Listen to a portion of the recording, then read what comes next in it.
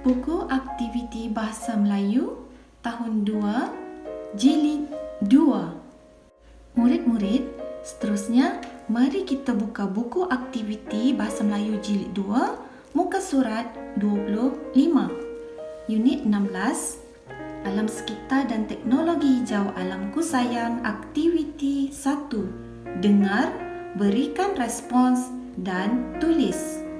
Apakah tajuknya? Sama-sama kita baca. Hindarkan bau. Kelihatan gambar seorang ibu dan seorang anak perempuan di kawasan apa? Di kawasan dapur. Cikgu bimbing kamu. Kali ini cikgu tidak tuliskannya kerana pada unit 16 ini cuba kita bina eja sendiri perkataan. Cikgu yakin kamu boleh. Jom, mari kita baca dan fahami. Dahlia, tolong ikat plastik sampah ini sebelum dibuang ke dalam tong sampah. Itu ayat permintaan daripada Ibu Dahlia. Agaknya, apa yang Dahlia nak jawab? Boleh, murid-murid boleh jawab dengan ayat yang pendek. Baiklah, Ibu pun sudah memadai.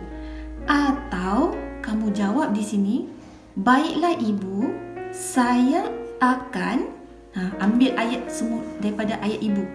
Baiklah Ibu, saya akan tolong ikat plastik sampah ini. Cuma kamu perlu tambah di depannya, baiklah Ibu, saya akan. Kemudian salin semula yang ni. Tolong ikat plastik sampah ini. Cukup. Tanda noktah. Cikgu, ruangnya kecil tak muat. Jadi berhati-hati murid-murid. Sila tulis dengan saiz huruf yang kecil ya. Seterusnya, apa Ibu Dahlia cakap? Ikat kemas-kemas dan tutup tong sampah itu. Apa respons Dahlia? Baiklah Ibu, kalau tidak sampah itu akan berbau busuk. Benarkah Ibu? Cikgu beri contoh dengan jawapan baiklah Ibu sahaja di atas ini. Memadai. Kerana di bawah ni sudah ada ayat yang banyak dan menerangkan apa dialog daripada Dahlia. Dahlia pula tanya, benarkah Ibu? Ibu Dahlia jawab, ya Dahlia, mari kita tanam sisa makanan ini pula. Kata Ibu Dahlia, perlu tanam sisa makanan. Murid-murid mesti terfikir, mungkin tak pernah nampak ibu kamu tanam sisa makanan. Kerana mungkin kawasan kamu tinggal tu seperti di taman-taman perumahan, kan? Yang tak ada kawasan yang sesuai untuk tanam sisa makanan. Walaupun mungkin kamu duduk di taman perumahan yang ada tanah di bahagian tepi, tapi ibu ayah kamu tetap tak pernah tanam di situ kerana masih lagi kawasan yang tidak sesuai. Kerana kita sudah ada sistem pembuangan sampah yang akan dipungut oleh majlis daerah. Ada lori sampah akan pungut sampah. Jadi tidak perlu. Takut nanti kawasan perumahan akan menjadi kotor dan busuk. Berbanding kalau kamu sekarang ni tinggal di kawasan kampung, ataupun di kawasan-kawasan yang ada tanah yang luas, ada sungai, indahnya. Di situ biasanya ada kan, ibu ayah sediakan kolam kecil untuk tanam. Kerana ada ruang yang luas, tidak akan ganggu jiran-jiran, kan? Ya murid-murid, respons yang sesuai untuk Dahlia di sini kamu juga boleh sekali lagi tulis baiklah Ibu, kerana Ibu Dahlia mengajak Dahlia tanam sisa makanan pula. Sebagai seorang anak, kamu cuma hanya perlu cakap, baiklah Ibu, mari kita tanam sisa makanan ini. Pun boleh. Kalau kamu nak tambah selain baiklah Ibu, kamu boleh ambil daripada ayat Ibu. Baiklah Ibu, mari kita tanam sisa makanan ini. Maknanya dia nak ikut ibunya.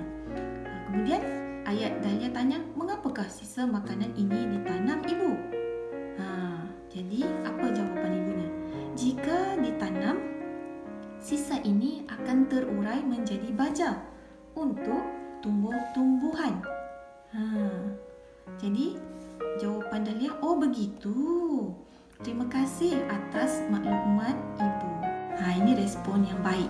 Sentiasa mudah untuk sebut terima kasih kepada ibu bapa. Ya. Di sini ibunya kata sisa tanaman yang terurai menjadi baja untuk tumbuh-tumbuhan. Okey, memang benar. Apa saja yang ditanam ke dalam tanah akan terurai. Terurai maksudnya dia akan sisa makanan tu akan lama-lama jadi hancur dan menyerap ke dalam tanah. Bila dia menyerap ke dalam tanah itu akan menjadi baja. Baja ni adalah satu unsur atau bahagian tanah yang baik untuk tumbuh-tumbuhan membesar. Akar pokok ni, contohnya pokok kaktus cikgu ini, dia akarnya tu akan menyerap, mengambil zat-zat baja yang kebaikan daripada tanah untuk dia membesar menjadi hijau dan segar. Ulang semula video cikgu untuk mendengar apakah contoh jawapan yang sesuai.